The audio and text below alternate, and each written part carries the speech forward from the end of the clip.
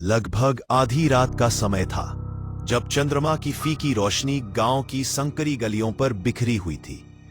एक नवयुवक अपने हाथ में एक पुराना बैग थामे शायद घर की ओर लौट रहा था। उसके चेहरे पर एक अजीब सा डर छाया हुआ था, जैसे कोई अनदेखी छाया उसका पीछा कर रही हो। वो अपने कदमों को तेज तेज बढ़ा रहा था। दिल की धड़कनें इतनी तेज कि वे उसके कानों में गूंज रही थीं। लेकिन जैसे ही वे गांव के पुराने कुएं के पास पहुंचा, उसका पूरा शरीर पसीने से तरबतर हो गया। वो वहां से मानो पलक झपकते ही गायब हो जाना चाहता था। उसकी सांसें फूल रही थी और मन में सिर्फ एक ही प्रार्थना थी, आलतू चलाल तू आई बला को टाल दो।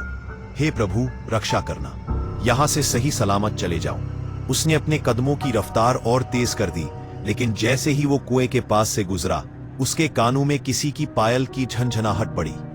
उस आवाज को सुनकर डर के मारे उसके पैर वहीं जम गए और उसके कंधे पर उसे कुछ ठंडा सा स्पर्श महसूस हुआ।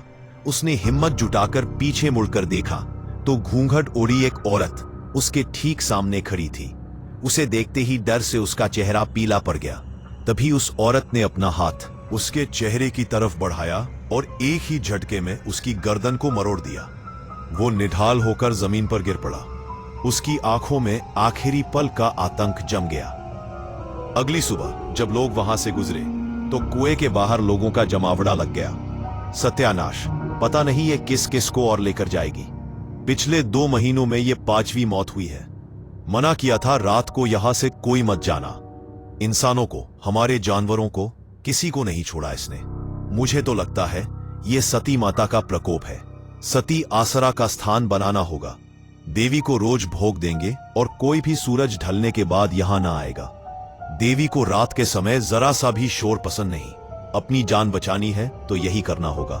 माना जाता है कि गांव के कुएं और नदी पर सती आसरा का स्थान होता है, जिन्हें देवी का रूप माना जाता है।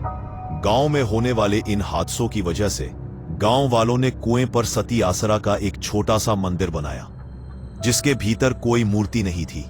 बस गांव के लोग वहां देवी को भोग लगा सकें, इसलिए वहां मंदिर बनाया गया ताकि देवी का क्रोध शांत हो सके। लेकिन उसके बाद भी गांव में होने वाले वो हादसे रुकने का नाम नहीं ले रहे थे। पर फिर के एक रात काले कपड़े पहने एक लड़की, जिसने अपने चेहरे को काली शॉल से ढका हुआ था, अपने हाथ में एक काले रंग की पोटली लिए हुए आई। सती आसरा के डर से अब रात को कोई भी कुएं के पास नहीं भटकता था, इसलिए गहरी काली अंधेरी रात में वो अकेली कुएं के पास अपना आसन लगाकर बैठ गई। उसने कुएं पर थोड़ी हल्दी, कुमकुम और अपनी उंगली से काटकर रक्त का चढ़ावा किया और तेल का एक दीपक भी जलाया। तुम्हारा बदला पूरा हो गया है, तुम अब शांत हो जाओ। गांव वालों को मत मारो, जिनको मारना था उन्हें तुम मार चुकी हो। गांव में हो रहे इन हादसों को 3 महीने बीत चुके थे और आज से 3 महीने पहले एक रात काले कपड़ों में अपना चेहरा ढकी हुई एक स्त्री रात के 2:30 बजे कुएं के पास एक यज्ञ कुंड जलाए बैठी थी। यज्ञ कुंड के पास एक मुर्गा था, जिसके हाथ पैर और चोंच को रस्सियों से बांधा गया था। नर कंकाल की खोपड़ी में किसी जानवर का रक्त भरा हुआ था। वो उस रक्त का छिड़काव बार बार यज्ञ कुंड में कर रही थी और बड़ी ही धीमी आवाज में कुछ मंत्रों का उच्चारण भी कर रही थी। तुम्हें जागृत होना पड़ेगा। तुम्हें जागृत किए बिना आज की रात मैं यहां से नहीं जाऊंगी। बलि स्वीकार करो। उसने उस बंधे हुए मुर्गे को उठाया और धारदार चाकू से उसकी गर्दन को एक झटके में अलग कर दिया। उसकी आहुति उसने यज्ञ कुंड में चढ़ा दी। तभी वहां एक अजीब सी सिहरन उठी। रात के सन्नाटे में मानो कोई दबी आवाज उसे सुनाई देने लगी। कुएं के भीतर से मानो किसी की आत्मा निकलकर बाहर आ गई हो। उसने पीछे मुड़कर देखा तो घूंघट ओढ़े एक औरत उसके सामने खड़ी थी। जाओ और खत्म कर दो उन्हें। मुझे अपना बदला चाहिए। जाओ। मानो जैसो वो उसकी आज्ञा का इंतजार कर रही थी। उसके इतना कहते ही वो गांव की ओर बढ़ी और एक घर के बाहर जाकर रुक गई। दरवाजे पर ढक ढक की आवाज हुई। अरे, इतनी रात को कौन आया है? रात के 3 बज रहे हैं। इस वक्त कौन दरवाजा खटखटा रहा है? तभी दरवाजे पर फिर से थक थक की आवाज आई। हम पता नहीं कौन आया है, देखना ही पड़ेगा। मंगल दरवाजा खोलने के लिए गया। दरवाजे से अभी भी लगातार थक थक की आवाज आ रही थी। अरे खोल रहा हूं ना। अभी तक मंगल आधी नींद में था, लेकिन जैसे ही उसने दरवाजा खोला तो उसके होश उड़ गए। उसके सामने घूंघट ओढ़ी हुई वही औरत खड़ी थी, लेकिन जैसे ही मंगल ने उसे देखा तो हवा के झोंके से उसके चेहरे से उसका घूंघट सरक गया। मंगल ने जैसे ही उसका चेहरा देखा तो उसकी चीख निकल गई। उसका चेहरा पूरी तरह से गला हुआ था और आंखों की पुतलियां बिल्कुल सफेद होकर उल्टी हो चुकी थी। मंगल जल्दी से दरवाजा बंद करने लगा, लेकिन दरवाजा बंद नहीं हुआ। वो डर के मारे अंदर की तरफ भागने लगा। तभी उस भयानक औरत ने उसकी गर्दन को अपने हाथों में जकड़ लिया और एक ही झटके में उसकी गर्दन को मरोड़ डाला और उसके चेहरे के मांस को बुरी तरह से नोच डाला। दर्द के मारे पूरे घर में उसकी चीख गूंज गई और कुछ देर उसकी दर्द भरी चीखों के बाद सब कुछ बिल्कुल शांत हो गया। अगली सुबह जब परिवार वाले घर पहुंचे तो उसका ऐसा हाल देखकर उनके पैरों तले जमीन खिसक गई। ये क्या हो गया मेरे भाई को? तुझे इतनी बेरहमी से किसने मार डाला मेरे भाई? किसने मार डाला तुझे? अभी तो सिर्फ इसकी जान गई है, अभी तो तेरा मरना बाकी है। जितनी बेरहमी से इसकी मौत हुई है, उससे ज्यादा बेरहमी से अब तू मारा जाएगा। राजेश अपने भाई से लिपटकर बिलख बिलख कर रो रहा था। उसका दिल टूट रहा था, जैसे कोई गहरा घाव हो जो कभी न भर सके। उसने गांव वालों के साथ जाकर अपने भाई का अंतिम संस्कार किया। रात को वो अपने भाई की तस्वीर को अपने हाथों में लिए रो रहा था। आंसू थमने का नाम नहीं ले रहे थे। मत रो बेटा, भगवान ने हमारी जिंदगी में यही दुख लिखा था। पहले मेरा बड़ा बेटा चल बसा और अब मंगल। ना जाने किसका श्राप लग गया है हमारे घर को। एक के बाद एक अनहोनी घटती ही जा रही है। मंगल की मौत कोई सामान्य मौत नहीं है मां, किसी ने जानबूझकर मारा है उसे। उसकी हालत नहीं देखी क्या तुमने? कैसे उसके चेहरे पर पूरा मांस नोचा हुआ था। मैं वो फिर से याद नहीं करना चाहता हूं मां, लेकिन जिसने भी मेरे भाई के साथ ऐसा किया है, मैं उसे ढूंढ कर निकालूंगा। नहीं छोड़ूंगा उसे मां, मैं नहीं छोड़ूंगा उसे। उन दोनों की आंखों के आंसू रुकने का नाम नहीं ले रहे थे। दर्द इतना गहरा था कि वो हवा में घुल गया हो। 13 दिन बाद मंगल की सभी अंतिम क्रियाएं पूरी हुईं। घर में बिल्कुल सन्नाटा पसरा हुआ था। राजेश अपनी मां के कमरे में गद्दा डालकर सोया हुआ था। तभी रात के लगभग 3 बजे दरवाजे पर वही धक धक की आवाज सुनी। उस आवाज से राजेश की नींद टूट गई। उसने घड़ी में समय देखा तो वह भी हैरान रह गया। इतनी रात को घर पे कौन आया है? फिर से दरवाजे पर थक थक की आवाज हुई। मां की नींद ना टूट जाए इसलिए राजेश बिना सोचे समझे दरवाजा खोलने चला गया। लेकिन जैसे ही उसने दरवाजा खोला, उसके सामने भी वही घूंघट वाली औरत खड़ी थी। उसने अपने चेहरे से अपना घूंघट हटाया और सीधे राजेश की गर्दन की ओर हाथ बढ़ा। एक ही झटके में उसके गर्दन को मरोड़ डाला। वो उसी वक्त निढाल होकर जमीन पर गिर गया। उसे चीखने का भी वक्त नहीं मिला। अगले दिन उसके अंतिम संस्कार की क्रिया की गई, लेकिन यह सिलसिला यही नहीं रुका।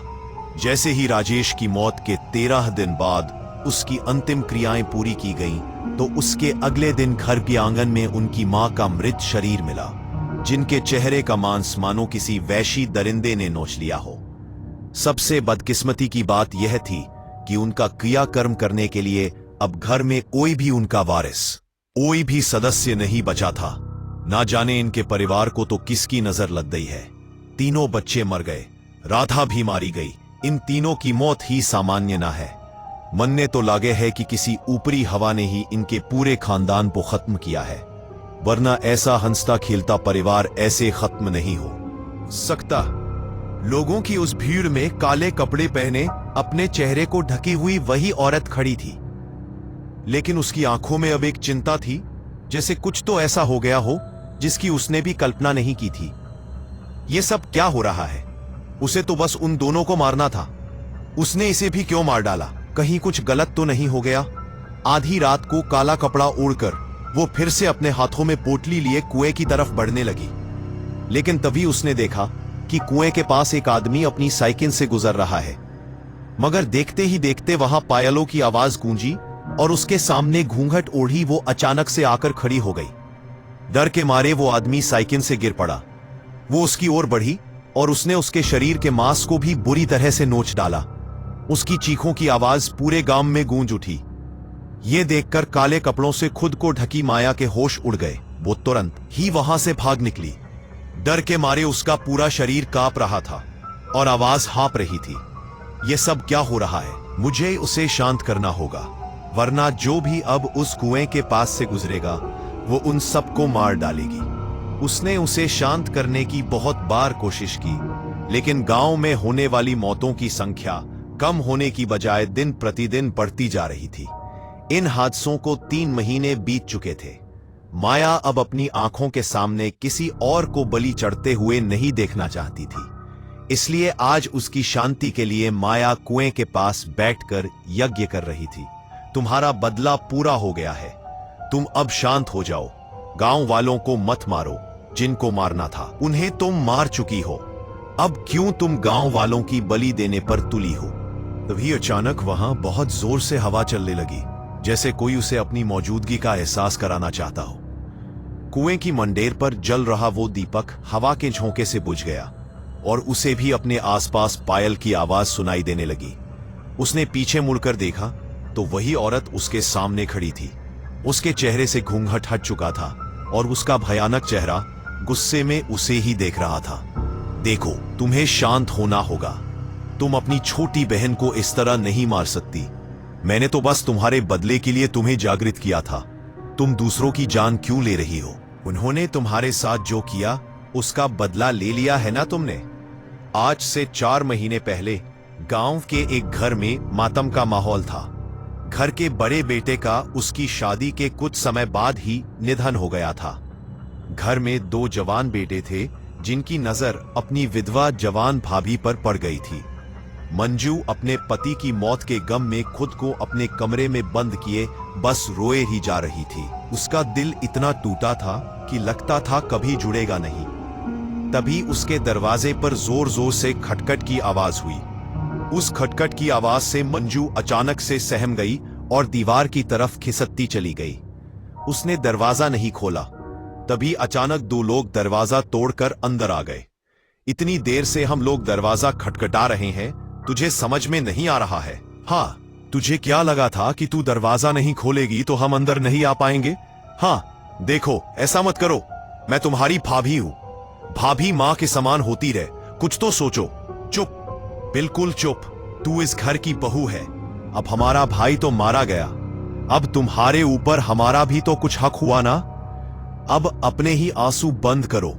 वो दोनों किसी शैतान की तरह हंसते हुए मंजू की तरफ बढ़ने लगे। मंजू इस तरह अपनी इज्जत को अपने हाथों बर्बाद होते नहीं देख सकती थी। उसने उन्हें धक्का दिया और बाहर की तरफ भाग लिया। वो दोनों भी उसके पीछे भागे। उनसे अपना पीछा छुड़ाने के लिए वो गांव के कुएं की तरफ दौड़ी और उनसे अपना रक्षण करने के लिए कुएं के अंदर कूद गई। अब क्या करे? ये तो कुएं में कूद गई भाई। अरे, अब कूद गई तो कूद गई। जल्दी निकल यहां से, वरना अगर किसी ने देख लिया ना तो इसके मरने का इल्जाम हमारे ऊपर ही लग जाएगा। मैं अच्छी तरह जानती हूं कि क्यों मरी है मेरी बहन और कौन है उसकी मौत का जिम्मेदार। तेरी मौत का बदला तो मैं लेकर रहूंगी मेरी बहन। माया अब अपनी बहन की आत्मा को जागृत करके उसकी मौत का बदला तो ले चुकी थी, लेकिन उसने अपनी बहन की आत्मा को जिन तांत्रिक विधियों के जरिए जागृत किया था, उसे शांत कर पाना अब उसके लिए नामुमकिन हो गया था। वो अपने कमरे में घबराई हुई बैठी थी। पछतावा उसके दिल को कुरेद रहा था। तभी रात के लगभग 1 बजे किसी ने उसका दरवाजा खटखटाया। इतनी रात को कौन आया है? माया ने जाकर दरवाजा खोला तो घूंघट के अंदर वो आत्मा अब उसके सामने आई। उसे देखकर माया के रोंगटे खड़े हो गए। तुम नहीं, नहीं, देखो, तुम मुझे नहीं मार सकती। मैंने तो तुम्हें इसलिए जागृत किया था ताकि तुम अपनी मौत का बदला ले सको। होश में आओ। मृत्यु के बाद आत्मा किसी की सगी नहीं होती। माया ने उसे जागृत तो कर दिया, लेकिन अंत में वह खुद भी उसकी मौत का कारण बन गई। उसने अपने हाथ माया की गर्दन की तरफ बढ़ाए और एक ही झटके में उसकी गर्दन को भी मरोड़ डाला। माया की कुछ आखिरी चीखों के बाद सब कुछ बिल्कुल शांत हो गया, लेकिन वो शांति इतनी गहरी थी कि लगता था गांव की हर सांस में वो दर्द घुल गया हो। कहा जाता है कि गांव के लोगों ने डर के मारे पूरे गांव को खाली कर दिया और दूसरी जगह स्थानांतरित हो गए, लेकिन लाल घूंघट में वह आत्मा आज भी उस गांव में भटकती रहती है और जो भी उसके सामने आता है उसे वो मौत के घाट उतार देती है। एक अनंत बदले की कहानी जो कभी खत्म नहीं होती और जो सुनने वाले के मन में हमेशा के लिए एक ठंडी सिहरन छोड़ जाती है। यह कहानी आपको अच्छी लगी हो तो कहानी विद AK को सब्सक्राइब करें। हमारा इंस्टाग्राम और फेसबुक पेज जरूर फॉलो करें। अगर आपके पास ऐसी ही कोई कहानी हो तो हमें कमेंट बॉक्स में भेजें।